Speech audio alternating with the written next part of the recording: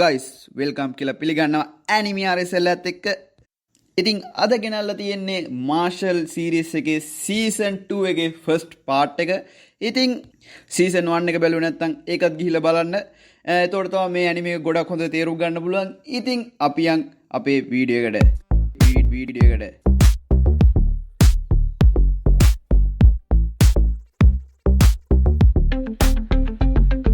ඉතින් guys මේ season එක පටන් ගද්දී අපිට කියන දේවවාදීන් කියන්නේ කවුද කියලා. ඉතින් දේවවාදීන් කියන්නේ ලෝකයේ ප්‍රමුඛතම මායාකාරයන් සහ ඒව පවත්වාගෙන යන බලවේග. ඉතින් මේ දේවවාදීන්ට පුළුවන් මැජික් කාර්යංශයට බැඳෙන්න. ඔයාලට මතක ඇති පළවෙනි season වල මැජික් කාර්යංශය කියන්නේ මේ ලෝකේ තියෙන ප්‍රමුඛතම නීතිමය ආයතනය කියලා අපි කිව්වා. ඉතින් guys මේ කට්ටිය තමයි ගොඩක්ම මැජික් සම්බන්ධ කටයුතු පරිපාලනය කරන්නේ. ඒ වගේම තමයි ඒ රටේ ආරක්ෂාව ගැන බලන්නේ මේ කට්ටියම තමයි guys.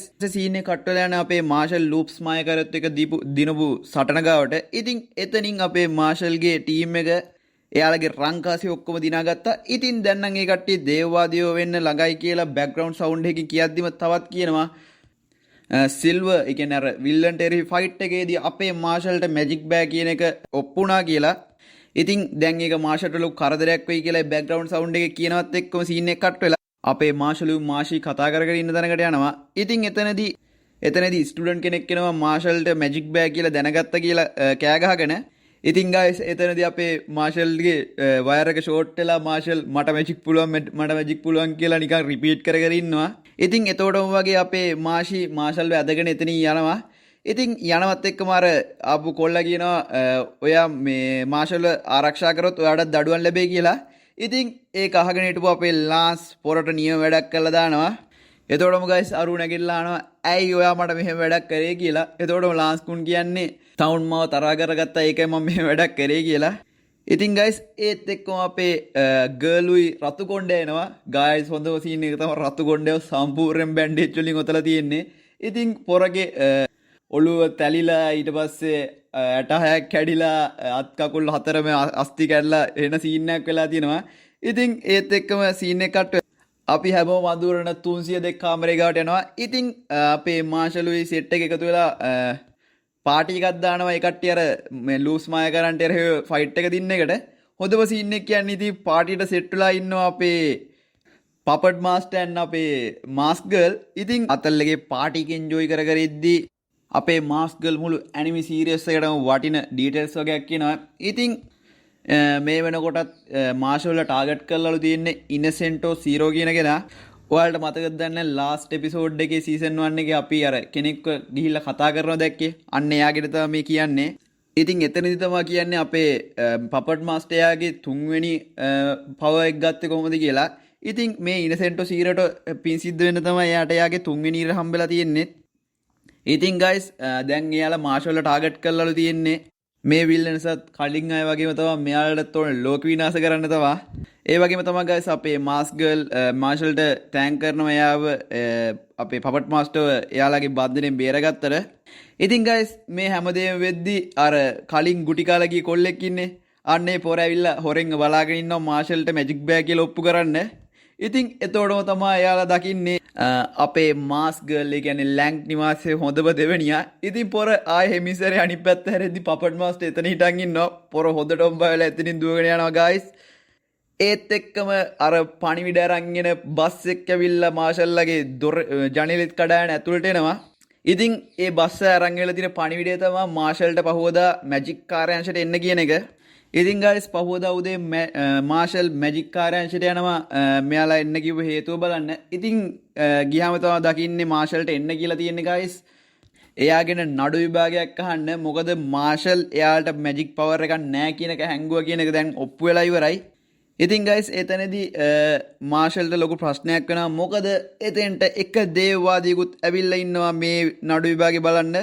ඉතින් guys පොර කියන විදියට එයාලා ගොඩක් ඉන්න නීති වලින් වටවිච්ච රාමුවකලු. ඉතින් ඒ නීති වල කඩපු කෙනෙක් විදියට ඔයාට යන්න දුන්නොත් අනිත් කිසිම කෙනෙක් නීති පිළිපදින එකක් නැහැ කියලා තමයි පොර කියන්නේ.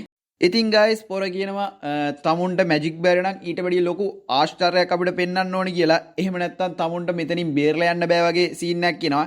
ඉතින් පොර ඊට පස්සේ මොකද කරන්නේ? එතන ඉටිපන්දවක් මවනවා. මවලා කියනවා මාෂල්ට ඒක අල්ලන්න නැතුව පත්තු කරන්න කියලා. ඉතින් අර නඩු විභාගේ ආහා හිටපු කට්ටියම කන්ෆියුස් වෙලා බලනවා. ඉතින් මේක කොහොමත් කරන්න බෑ කියලා. ඉතින් ගයිස් අපේ මාෂල් මොකද කරන්නේ? එතෙන්ට ගැම්මට ගිහිල්ලා යාගේ යෂ්ටිය බිම තියලා හයියෙන් අතුල්ලනවා. ඉතින් අතුල්ලද්දිම අර ගින්දරක් වගේ කෙනවනේ. අන්න ඒක පාවිච්චි කරලා ඊටිපන්දම මාෂල් ගැම්මට පත්තු කරනවා. ඒත් එක්කම ගයිස් ඒ සීන් එක කට් වෙලා අපිට පෙන්නනවා මේ ලෝකේ ඉන්න පවර්ෆුල්ම මැජික් කාර්යෝ සෙට් එක එතෙන්ට එනවා. දේවවාදී ඔක්කොම වගේ මේ නඩු විභාගේ බලන්න එතෙන්ට එන ගමන් ඉන්නේ දැන් නම්. ඉතින් ගයිස් ඒත් එක්කම මාෂල්ට එකපාරට වැලි වලින් එන ඇටැක් එකක් එනවා. මාෂල් නම් ඒක බ්ලොක් කරලා දානවා එකපාරින්ම. ඉතින් ගයිස් මේ ඇටැක් එක කරලා තියන්නේ අපේ දේවවාදියෝ තමයි. ඉතින් ගයිස් ඒ කට්ටියගේ ඒ කායන තීරණය තමයි මාෂල්ව මරලා දාන එක. බට් ගයිස් ඒත් එක්කම පිටිපස්සේ වොයිස් එකක් ඇහෙනවා. ඒක කියන්නේ මාෂල්ව මරන්න එපා. මාෂල්ව අයිති අපිට කියලා බලද්දි අපේ අර නඩු විභාගයේ ආ හිටපු තට්ට අංකල්ව ඉන්නසෙන්ටෝ සීරෝගේ සෙට් එකක් අල්ලගෙන ඉන්නේ. ඉතින් ගයිස් ඒ තට්ට අංකල්ගේ ඇඟට යාලා පවර්ෆුල් මැජික් ඩීමන් කෙනෙක් ඇතුල් කරලා තියෙන්නේ. ඉතින් දේවවාදියෝ පාව මේකට බය වෙනවා ටිකක්. මොකද ගයිස් මේ ඩීමන්ව එළියට දාන්න ලේසි වුණාට එයාව ඇල්ලුවොත් එහෙම ඊළඟ පපට් වෙන්නේ ඩීමන්ගේ මේ අල්ලන කෙනා තමයි. ඉතින් මේ ඩීමන්ගේ නැත්තම් මේ අමුතු සතාගේ නම තමයි මැජිපරයිසට් කියන්නේ. ඉතින් ගයිස් මෙයා ඇවිල්ලා තියෙන ඉන්නසෙන්ටෝ සීරෝගේ කියන්නේ අපේ මේන් විල්ලන්ගේ පණිවිඩයක් අරගෙන. මොකද ඒ කට්ටිය කියන විදිහට මාෂල් අයිති ඒ කට්ටියට කියලා කියනවා. බට් මාෂල් නම් කියන්නේ මම කිසිම කෙනෙකුට අයිති භාණ්ඩයක් නෙමෙයි.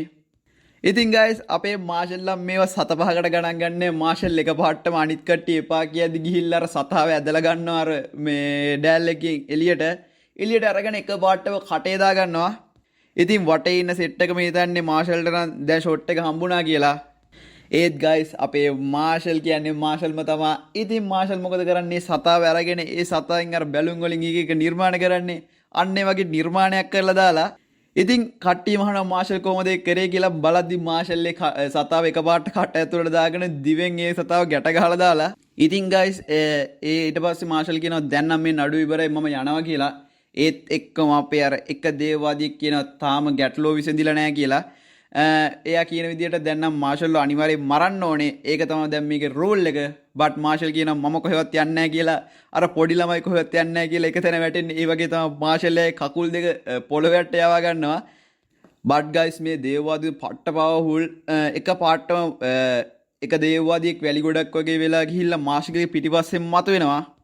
බට් ගයිස් අපේ මුලින්ම ආපු දේවවාදිය ඉන්නේ පොර මේකට ඉඩ දෙන්නේ නැහැ. පොර කියනවා මොකක් හරි තීරණයක් ගන්න ඕන නම් ඒ දේවවාදිය ඔක්කොමලා ඒකට අනුමැතිය දෙන්න ඕනේ, කැමති වෙන්න ඕනේ.